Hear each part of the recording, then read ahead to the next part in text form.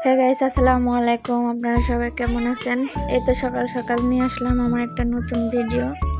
সবাই আমার ভিডিওটা বেশি বেশি সাপোর্ট করবেন, লাইক কমেন্ট করে দিবেন, কারণ আমি একেবারে নতুন। যতটুকু পারেন আমাকে সাপোর্ট করার চেষ্টা করবেন। এই তো সকাল সকাল ঘুম থেকে উঠে বিছানাটা গুছিয়ে নিলাম, গুছিয়ে ঘরটা ঝাড়ু দিয়ে নিব। আমার মেয়েটা এই যে উঠছে, এখন ব্রাশ নিয়ে চলে এসেছে।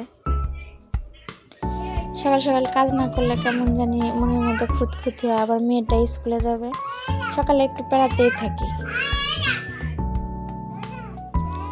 ঘরটা গুছিয়ে নিয়ে এখন চলে যাব থালা বাসন ধুতে। থালা বাসনটা ধোয়া হয়ে গেলে রান্নার প্রসেসে চলে যাব।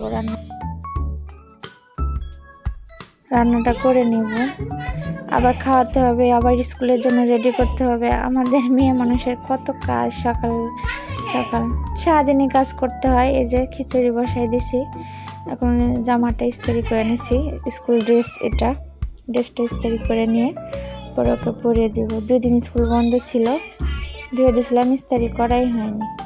সকাল সকাল করে নিচ্ছি। এখন এই যে রেডি করব। রেডি করতে লাগলে কত ঝামেলা, খালি লড়াচড়া করে, একটু বসে না। আমি বলতেছি চুপ করে একটু বসো, এটা বসবে না, ওর মুখে একটু ক্রিম দিতে দিবে না, অনেক ঝামেলা করে সকাল। এখন খিচুড়িটা নিয়ে ওকে রেডি করা হয়ে গেছে, খিচুড়িটা ওকে খাইয়ে দিব, খাইয়ে দিয়ে স্কুলে পাঠিয়ে দেবো। যে বাবার সাথে যাচ্ছে স্কুলে, আমার ভাসুরের মেয়েও এলো, দুজন একসাথে স্কুলে যাবে। আবার আমাকে টাটাও দিল। এখন ওই যে চলে যাচ্ছে 2 বাবা মেয়ে 3 জনে। আবার আমাকে টাটা দেওয়ার জন্য রেডি হচ্ছে, টাটা দিবার বাবা বলছে আবার ভালো করে টাটা দাও, তোমার আম্মু দেখে নেই। এই যে এখন চলে গেছে। এখন দুপুরের জন্য রান্নার প্রস্তুতি নিচ্ছি। প্রথমে ভাতটা বসিয়ে দিব, দেওয়ার পরে তরকারিটা কেটে নেব।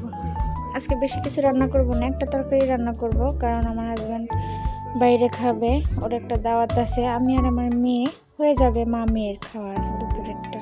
রাত্রে আবার কি করি চিন্তা ভাবনা করব। এখন মাছটা দিয়ে দিলাম, মাছটা ভেজে দিয়ে দিলাম। যে আমার রান্না হয়ে গেছে। রান্নাটা কেমন হলো জানাবেন কমেন্টে। এখন দুপুরে খাবারটা খেয়ে নেই। সবাই ভালো থাকবেন, সুস্থ থাকবেন। আমার ভিডিওটা একটু লাইক কমেন্ট করে যাবেন। আমি একেবারে নতুন কিছু বুঝি না। সবাই ভালো।